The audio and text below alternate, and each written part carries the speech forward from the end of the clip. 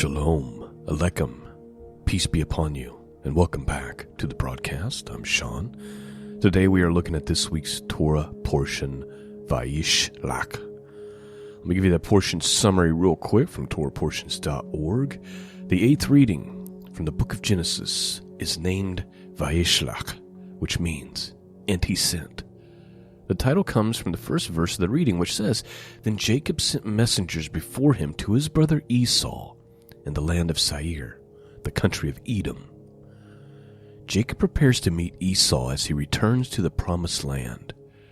But first, he has a mysterious encounter with an angel in the darkness, who changes his name to Yisrael. The portion follows Jacob's adventure to the land of Canaan, including the loss of his beloved wife, Rachel.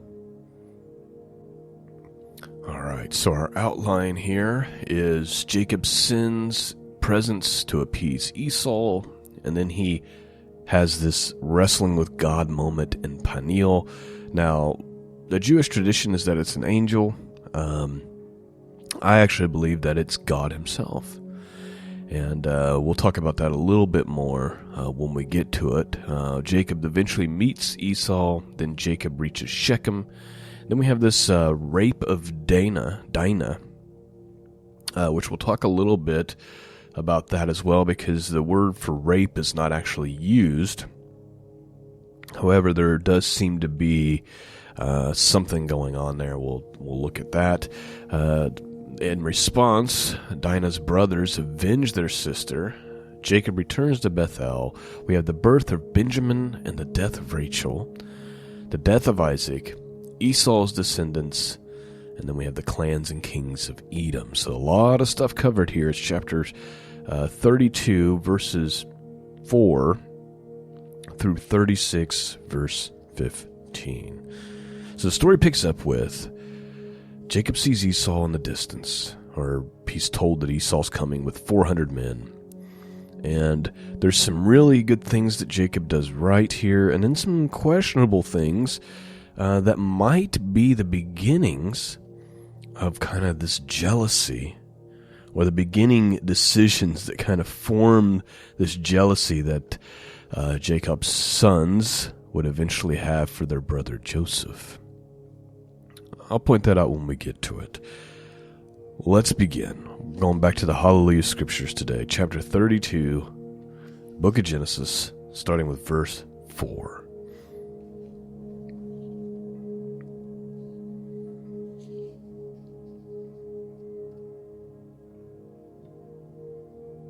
Verse 3. And Yaakov sent messengers before him to Esau his brother, in the land of Seir, the field of Edom. And he commanded them, saying, Say this to my master Esau. Your servant Yaakov said this, I have sojourned with Laban, and stayed here until now. And I have bulls and donkeys, flocks, and male and female servants, and I have sent to inform my master to find favor in your eyes. So the messengers returned to Yaakov, saying, We came to your brother Esau, and he is also coming to meet you, and 400 men with him. And Yaakov was greatly afraid and distressed, so he divided the people that were with him, and the flocks and herds and camels into 2 groups. And he said, If Esau comes to the one group and attacks it, then the other group which is left shall escape. And Yaakov said, O Elohim of my father Abraham, and Elohim of my father Yitzchak, Jehovah, who said to me, Return to your land and to your relatives, and I do good to you. And I do not deserve the least of all kind acts, and all the truth which you have shown your servant. For I passed over this Jordan with my staff, and now I have become 2 groups. Deliver me, I pray, from the hand of my brother, from the hand of Esau. For I fear him, lest he come and shall smite me and the mother with the children. For you said, I shall certainly do good to you, and shall make your seed as the sand of the sea, which are too numerous to count. So please note, Jacob is afraid that his brother is going to still be wrathful after it's been somewhere between 14 and 20 years or something like that. about the stealing of the blessing. And we'll talk a little bit about this when we have their interaction. But Jacob does one right response, which is to get on his face before God, to ask God for deliverance, and he reminds God of God's promises to him, which is that he was going to make his seed as numerous as the sand of the sea. Let's continue on, verse 13. And he spent the night there, and he took what came to his hand as a present for Esau his brother, 200 female goats and 20 male goats, 200 ewes and 20 rams, 30 milk camels with their colts, 40 cows and 10 bulls, 20 female donkeys and 10 fowls. And he gave it into the hand of his servants, every drove by itself. And he said to his servants, pass over before me, and put some distance between drove and drove. And he commanded the first one, saying, when Esau my brother meets you, and asks you, saying, to whom do you belong, and where are you going, and who are these in front of you? Then you shall say, they are your servant Yaakov's. It is a present sent to my master Esau. And see, he is also behind us. So he commanded the second and the third, and all who followed the drove, saying, speak to Esau this same word when you find him. And you shall say also, look, your servant Yaakov is behind us, for he said, let me appease him with the present that goes before me. And after that, see his face, he might accept me. And the present passed over before him, but he himself spent the night in the camp. And he rose up that night, and he took his 2 wives, and his 2 female servants, and his 11 sons, and he passed over the ford of Yaakov, of Yabuk. And he took them, and he sent them over the stream, and he sent over what he had. And Yaakov was left alone. So please note, before we get to this wrestling, it's important to note that he prays, then he takes action, right? He doesn't just do that idea where you need God's help, so you just pray and then go sit in the middle of a field somewhere and hope something miraculous happens. He prays and then takes steps of faith by dividing the camps, and he's sending these presents ahead to try to appease Esau. He knows that Esau is a materialistic person, right? And so he's trying to appease Esau. He's taking action, not just praying. He's praying and taking action. And then he sends everybody on ahead, and he goes to a place of solitude, a place where he's alone. The Lord Jesus would do the same thing. At times, he would send his apostles on, and he would go find solitude where he would be alone with God. And as a result, Jacob has this miraculous encounter, which we're getting ready to read right now. And Yaakov, verse 24, was left alone, and a man wrestled with him until the breaking of day. And when he saw that he did not overcome him, he touched the socket of his hip, and the socket of Yaakov's hip was dislocated as he wrestled with him. And he said, let me go, for the day breaks. But he said, I am not letting you go until you have blessed me. And he asked him, what is your name? And he said, Yaakov. And he said, your name is no longer called Yaakov, but Yisrael, because you have striven with Elohim and with men, and have overcome. So please note, does an angel have the authority to change a person's name? I mean, does that ever happen? When Abraham's name is changed and Sarah's name is changed, who changes it? God himself. We have the same situation here. He says, your name's is no longer Yaakov, which means like this ankle grabber, but it's going to be Yisrael. Why? Because you have wrestled with both Elohim and with men. And it's really just a prophetic thing, isn't it? Because Israel will wrestle with men and with God forever. And Jacob is the perfect example of that. And Jacob asked him, saying, please, let me know your name. And he said, why do you ask about my name? And he blessed him there. That is where that interaction ends. And I find it interesting. He asked God, "What is your name?" He says, "Why do you ask?" And he blessed him. What comes to my mind is this fact. When we go to Exodus, what does God say to Moses? He says, "And I appeared to Abraham and to Isaac and to Jacob." So he's saying, these three patriarchs I appeared to. "And by the name of God Almighty, but by my name Jehovah was I not known to them." He doesn't reveal himself as Jehovah until Moses, according to God's own words. And so that's what comes to my mind when Jacob asks him, and he answers by saying, "Why do you ask me what my name is?" And then he blesses him there. Let's continue on. "And Jacob called the name of the place Peniel, for I have seen Elohim face to face, and my life is preserved." Who does Jacob think he wrestled with? He just says, I had seen Elohim face to face and survived, persevered.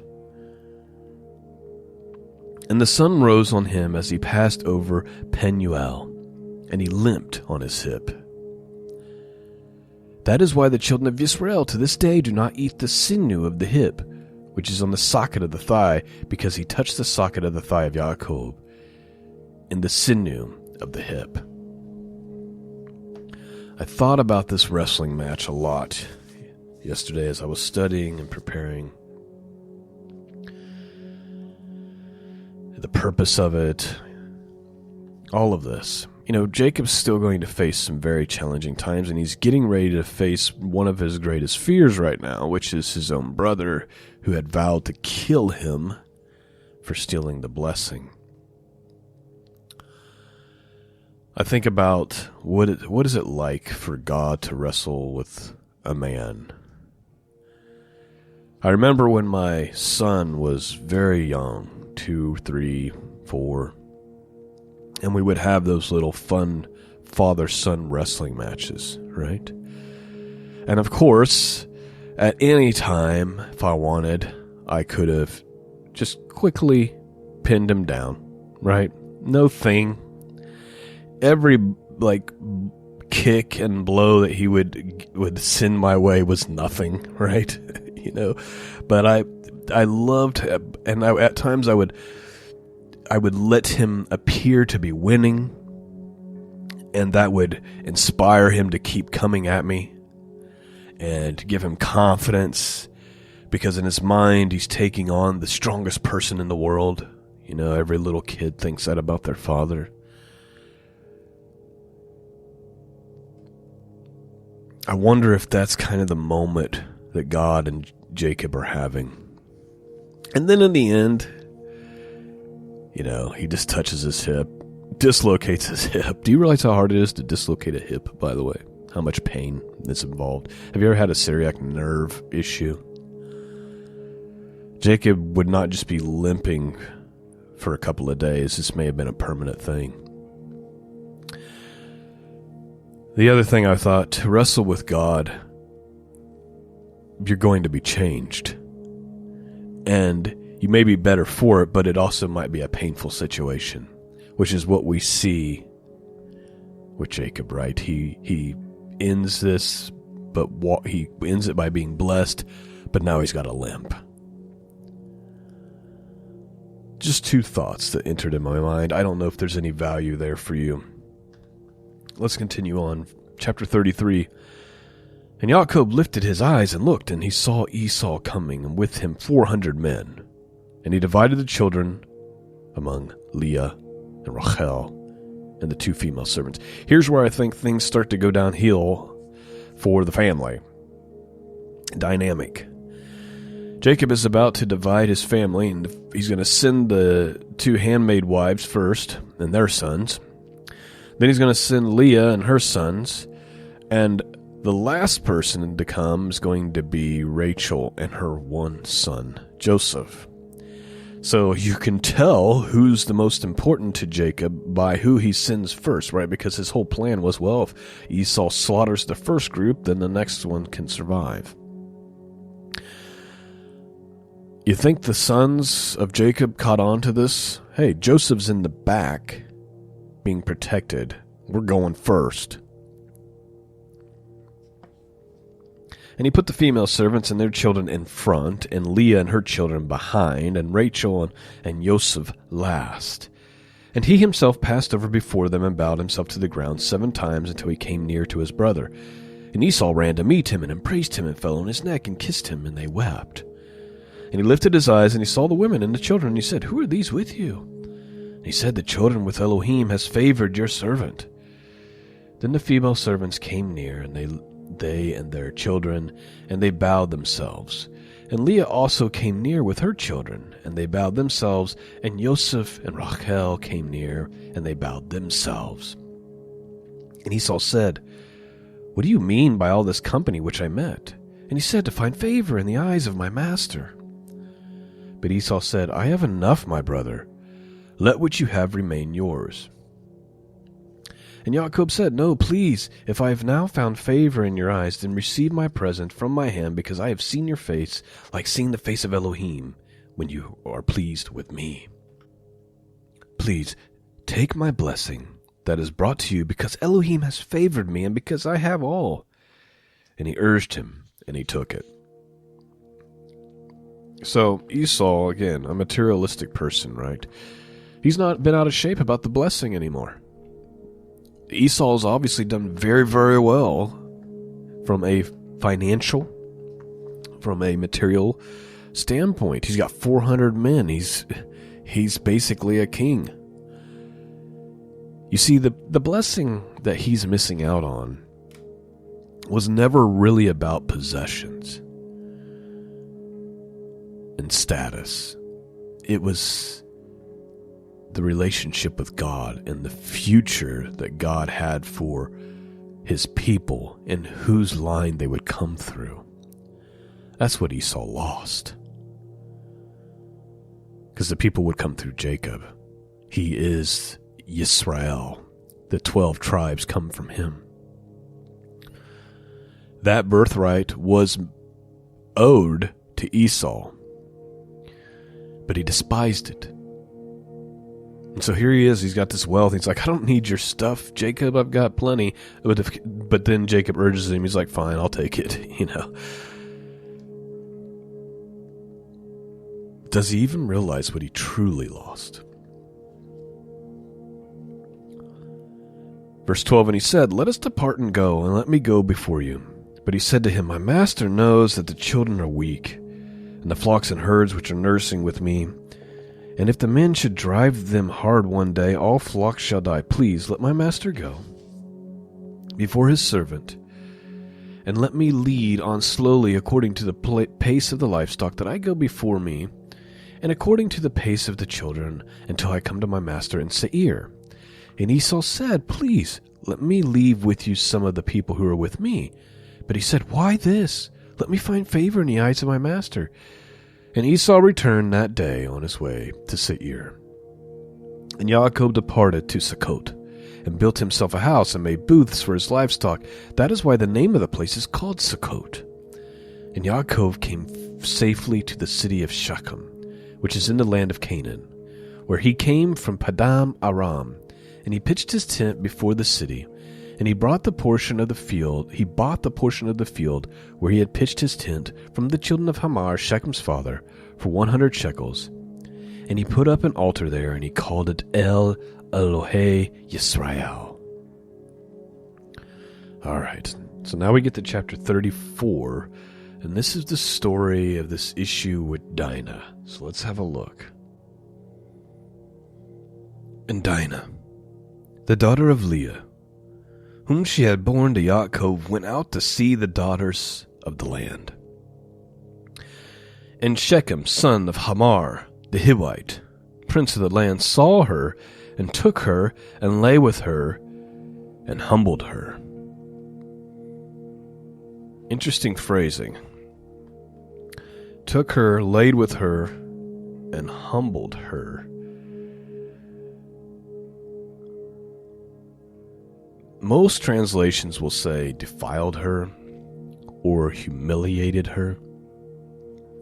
Now, the word for rape isn't used, but there seems to be this perception that she's defiled, at least through coercion, deception, seduction, something like that. Defiled meaning he lays with her even though she's not his wife. There's probably a pressure there that would be considered a rape by anybody's thinking. Certainly by the thought of the sons of Jacob, as we're going to see, because they're going to respond with violence and wrath. Let's continue on. And Shechem, son of Hamor the Hivite, prince of the land, saw her and took her and lay with her and humbled her. And his being clung to Dinah, the daughter of Jacob, and he loved the girl and spoke kindly to the girl. So he lays with her, and then he feels this love connection, right? He's obsessed with her. And Shechem spoke to the father of Hamor, saying, "Take this girl from me for a wife." And Jacob heard that he had defiled Dinah, his daughter. Now his sons were with the livestock in the field, so Jacob kept silent until they came. Hamor, the father of Shechem, went out to Jacob to speak with him. And the sons of Jacob came in from the field when they heard it. And the men were grieved and very wroth because he had done a senseless deed in Israel by lying with Jacob's daughter, which should not be done. But Hamor spoke with them, saying, "My son Shechem's being longs for your daughter. Please give her to him as a wife.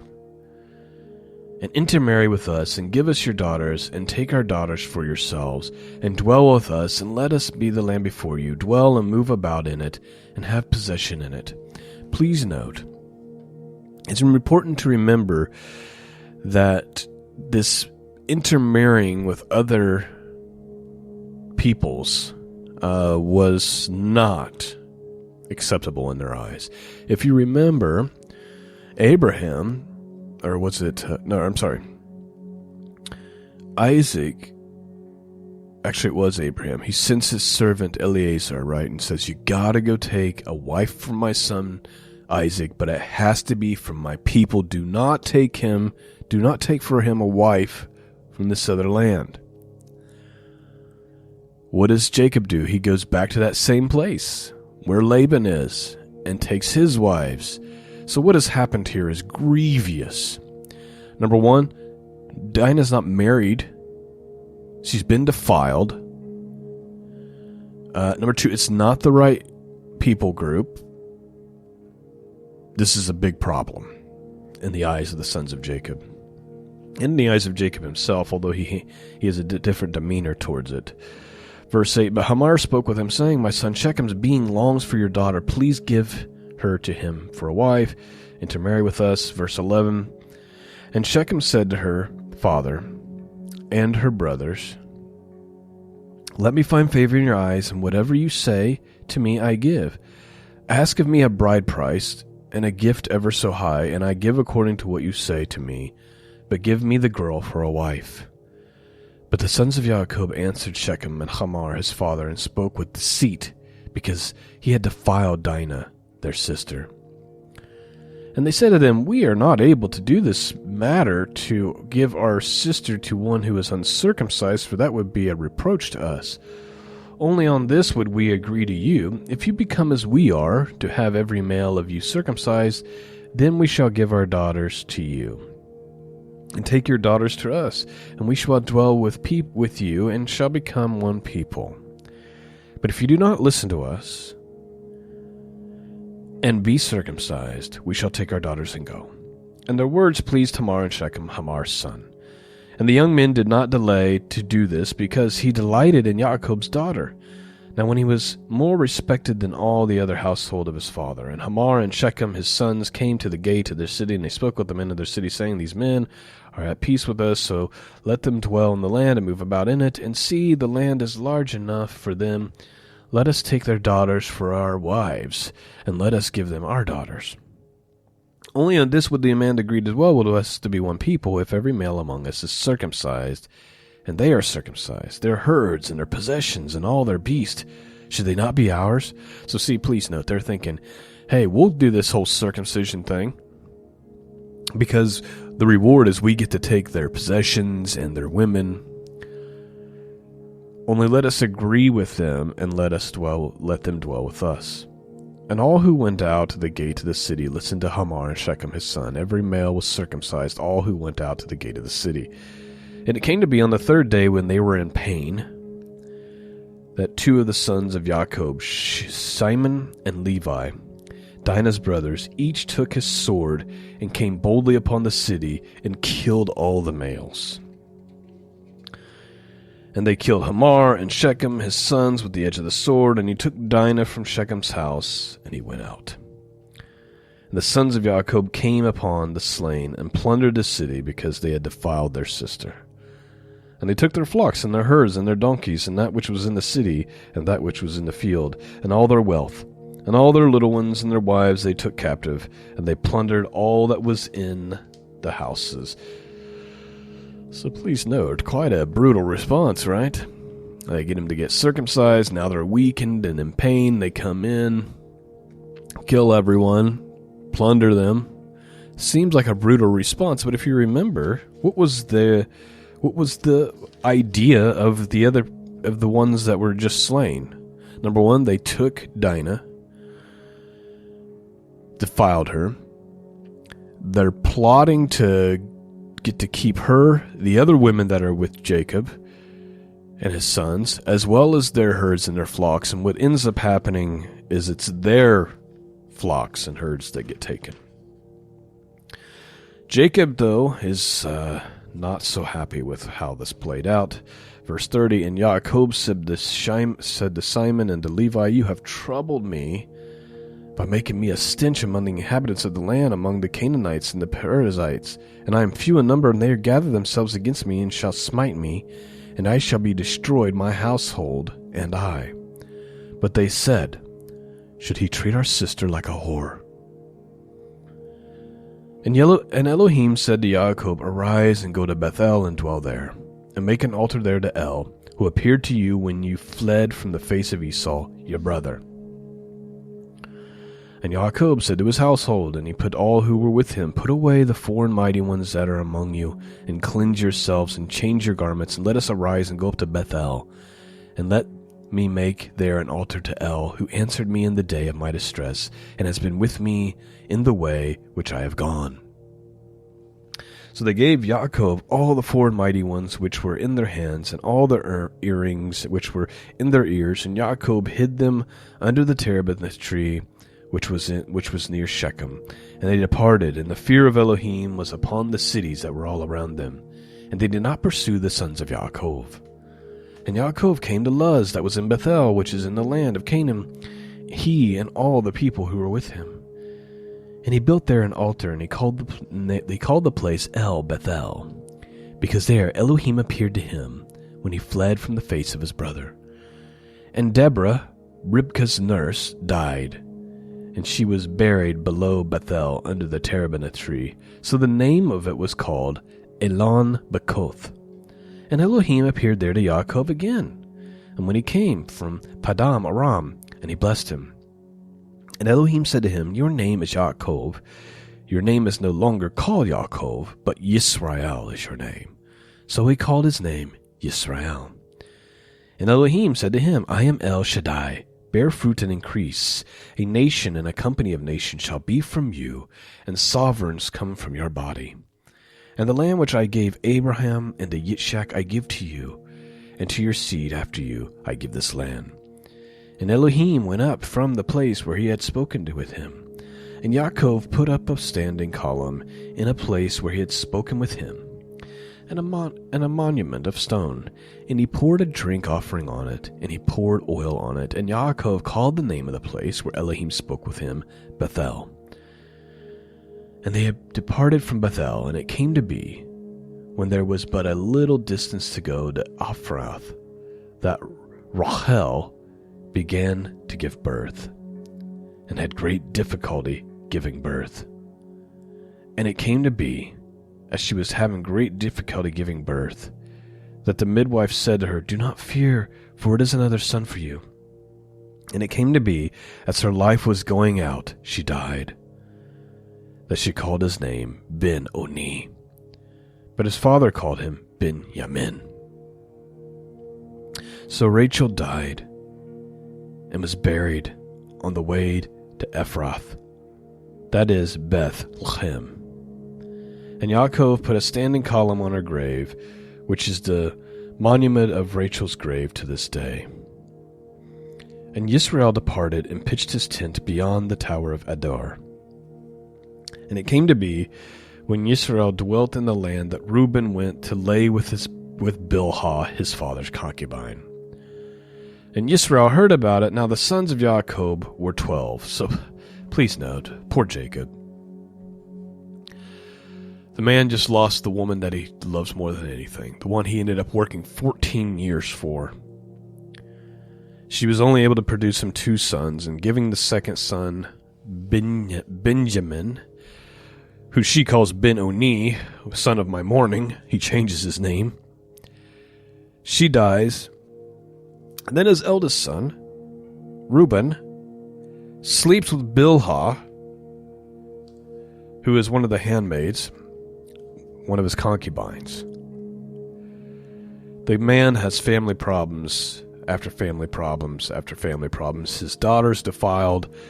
His sons make him a reproach in the land by going and slaughtering the whole city as a result.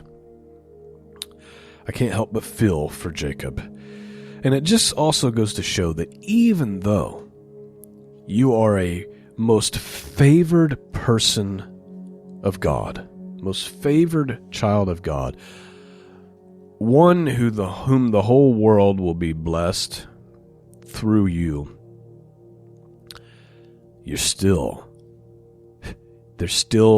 the problems underneath the sun that all men have to deal with. And in some ways, sometimes those problems are even greatly increased because there's the spiritual warfare. The closer you are to God, the more spiritual warfare you're likely to encounter. And I've certainly experienced that in my own life. Let's move on. Verse 23. The sons of Leah were Reuben, Jacob's firstborn, Simon and Levi, and Yehuda, and Issachar, and Zebulun. The sons of Rachel were Joseph and Benjamin. The sons of Bilhah, Rahel's female servant, were Dan and Naphtali. And the sons of Zilpah, Leah's female servant, were Gad and Asher. These were the sons of Yaakov who were born to him in Padam Aram. And Yaakov came to his father Yitzchak at Mamre, or Karath Araba, that is Hebron, where Abraham and Yitzchak had dwelt. And the days of Yitzchak were 180 years. So Yitzchak breathed his last and died, and was gathered to his people, age satisfied of days. And his sons Esau and Yaakov buried him. And this is the genealogy of Esau, who was in Edom. So we're on chapter 36. We're going to read these last few parts here. I believe it ends with verse 43. Yeah. So basically we have 43 verses of genealogy, and then we'll be done this morning. Esau took his wives from the daughter of Canaan, Ada, the daughter of Elion, the Hittite, and Oholibamah, the daughter of Anna, the daughter of Tibsan, the Hivite, and Basmath, Yishmael's daughter, sister of Nabaioth, and Adah bore Eliphaz to Esau, and Basemath bore Ruawel, and Oholibath bore Yaush, and Yalam and Korah. These were the sons of Esau who were born to him under the land of Canaan. And Esau took wives, and his sons and his daughters, and all the beings of his household, and his herds, and all his beasts, and all his possessions which he had gained in the land of Canaan. And he went to the land away from the presence of his brother Yaakov, for their possessions were too great for them to dwell together. and the land of their sojournings could not support them because of their herds. So Esau dwelt in Mount Seir. Esau is Edom. And this is the genealogy of Esau, the father of the Edomites, in Mount Seir. These were the names of Esau's sons: Eliphaz, son of Adah, wife of Esau, and Reuel, son of Basemath, wife of Esau. And the sons of Eliphaz were Teman, Omar, Sepho, and Gatam, and Kenaz. And Timnah was the concubine of Eliphaz, Esau's son, and she bore Amalek to Eliphaz. These were the sons of Adah, Esau's wife. These were the sons of Reuel, Nahath, and Zerah, Shammah, and Mizah. These were the sons of Basemath, Esau's wife. These were the sons of Oholibamah, Esau's wife, the daughter of Anah, the daughter of Sibban. And she bore to Esau Yeush, and Yalam, and Korach. These were the chiefs of the sons of Esau, and the sons of Eliphaz. The firstborn son of Esau were Sheph Taman, Sheph Omar, Sheph Tespho, and Sheph Kenaz. Sheph Korah, Sheph Gatam, Sheph Amalek. These were the chiefs of Eliphaz, the land of Edom. They were the sons of Adah. And these were the sons of Reuel, Esau's son: Chief Nathan, Chief Zorah, Chief Shammah, Chief Mazah. These were the chiefs of Reuel, the land of Edom. These were the sons of Basemath, Esau's wife. And these were the sons of Oholibamah, Esau's wife: Chief Yeush, Chief Yalam, Chief Korah. These were the chiefs from Oholibamah, Esau's wife, the daughter of Anah. These were the sons of Esau, who was in Edom, and these were their chiefs. These were the sons of Seir and Horite, who inhabited the land: Lotan, Shabal, Tibsan, and Anah, and Dishon, Esther, and Dishon. These were the chiefs of the Horites, the sons of Seir, in the land of Edom. And the sons of Lotan were Hori and Haman. Lotan's sister was Timnah. And these were the sons of Shavel: Oloan, and Manahath, and Eval, Shepho, and Anam. And these were the sons of Tibsan, both Ayah and Anah. And this was Anah, who found the water in the wilderness, as he fed the donkeys of his father Sivan. And these were the children of Anah: Dishon, and Oholibamah, the daughter of Anah. And these were the sons of Dishon: Hamadan, and Eshban, and Yithran, and Keran. And these were the sons of Esther: Bilhan, and Zaawan, and Akan. These were the sons of Dishon: Uts, and Aran. These were the chiefs of the Horites: Chief Latan, Chief Shavel, Chief Shaban, Chief Anah, Chief Dishon, Chief Etzer, and Chief Dishon. These were the chiefs of the Horites according to their chiefs in the land of Seir. And these were the sovereigns who reigned in the land of Edom before any sovereign reigned over children of Yisrael. And Bela, the sons of Beor, reigned in Edom, and the name of the city was Dibnabah. And Bela died, and Yabadav, son of Zerah, and Bortzah reigned in his place. And Yabad died, and Hupsham of the land of the Terminites reigned in his place. And Hupsham died, and Hadad, the son of Badad, who smote Midian in the field of Moab, reigned in his place. And the name of the city was Awith. And Hadad died, and Shamla of Merserkah reigned in his place. And Shamla died, and Shaul of Rehoboth Ha-Naor reigned in his place. And Shaul died, and Baal-Hanan, son of Achbor, reigned in his place. And Baal-Hanan, son of Achbor, died, and Hadar reigned in his place. And the name of the city was Pau. And his wife's name was Mahatapabel, the daughter of Matred, the daughter of Mezahah.